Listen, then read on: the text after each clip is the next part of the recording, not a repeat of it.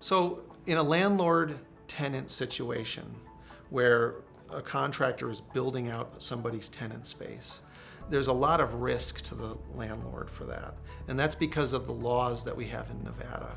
A contractor who is not paid on a project has the right to foreclose against the property, not just the lease space, but the whole property. I had a case several years ago. I was representing a general contractor who was building out a coffee shop in a big mall.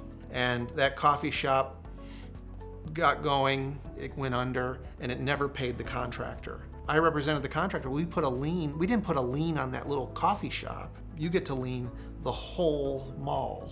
And that's what we did. And we got within a month or two of foreclosing on the mall. They would have gone and auctioned off the mall to somebody on the courthouse steps if that had kept going. But the mall finally, even though they had nothing to do with this project, and actually ended up having to tear it down after the guy left at their expense, they had to pay the contractor for the work because they didn't use construction control. With 3-Lockbox, the landlord would require the tenant to use 3-Lockbox in its lease. And then the tenant has to hire us, and it puts the money for its construction project into our escrow account before work starts.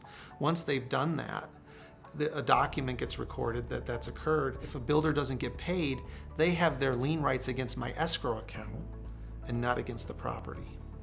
So the question is why doesn't everybody use 3-Lockbox or construction escrow as a general principle on tenant improvements?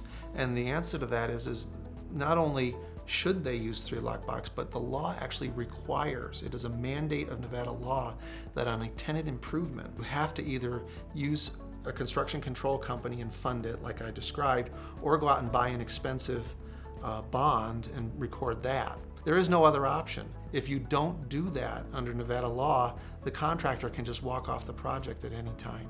They can just leave.